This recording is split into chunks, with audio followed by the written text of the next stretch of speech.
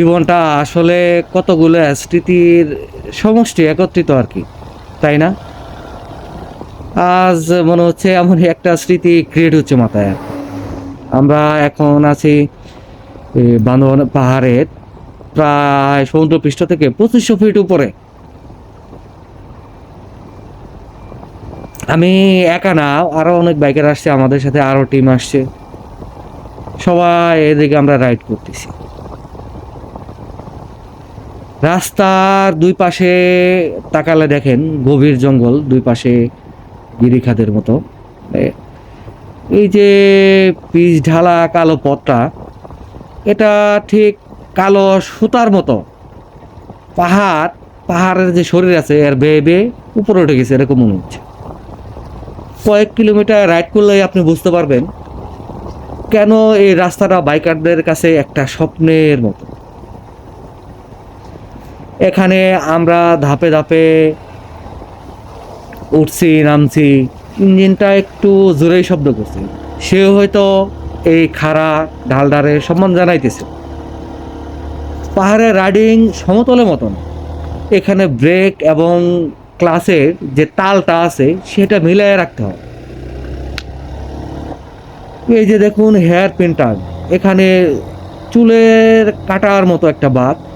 এক পাশে, এক পাশে না, দুই পাশে লোক অনেক ঢালু, অন্য পাশে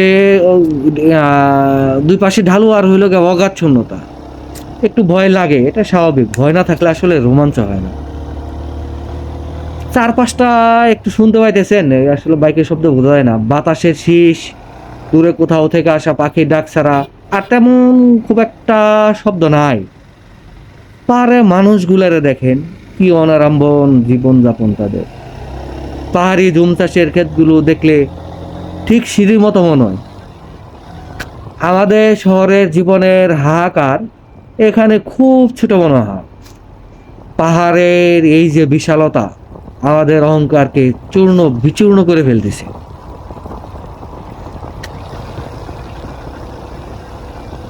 ওই যে দেখুন সাদা মেঘের যে ভেলা, সাদা মেঘগুলা পাহাড়ের চূড়াগুলা যেন ঝড়ে ধরে রয়েছে। হেলমেটে গ্লাসের শিশির জমে জমে ঝাপসা হয়ে যাইতেছে, মানে মনে হইতেছে যে আমি মাটি ছেড়ে আসমানে উঠতেছে, এরকম একটা মনে হইতেছে। এই অনুভূতিটারে আপনি হাজার কোটি টাকা মানে খরচ করেও পাবেন না, এখানে এসে আপনাকে ফিল নিতে হবে।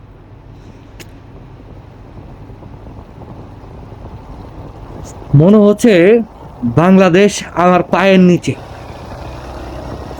এখান থেকে আকাশটাকে একদম আলাদা মনে হয়। নীল রংটা যেমন গাঢ়, এখানে দাঁড়াইলে মনে হয় যে পৃথিবীটা আসলেই সুন্দর। মনে রাখবেন, পাহাড়ে ওঠা যতটা চ্যালেঞ্জিং, নামাটা তার চেয়ে বেশি চ্যালেঞ্জিং। পাহাড়ে আপনি পাওয়ার দিয়ে উঠতে পারবেন, কিন্তু নামতে গেলে আপনাকে পাওয়ারও লাগবে, দক্ষতা লাগবে, মানে সব কিছুই লাগবে। তার মানে নামাটা হলো গিয়ে আপনার কাছে অনেক একটা রিস্কি হয়ে দাঁড়াবে। সেটা আপনার স্কিলের উপর নির্ভর নির্ভর করে আপনাকে নামতে হবে। পাহাড় আমাদের সম্পদ। আপনারা যারা এখানে আসবেন, দয়া করে হাত জোর করে বলতেছি আপনাদের, কোনো আবর্জনা ফেলে এই পবিত্রতাকে নষ্ট করবেন না। এখানে চিপসের প্যাকেট ফেলে যাবেন না, কোনো কোল্ড ড্রিঙ্কসের প্যাকেট ফেলে যাবেন না। প্লিজ আপনাদের কাছে দয়া করে এই কাজটা আপনারা করবেন।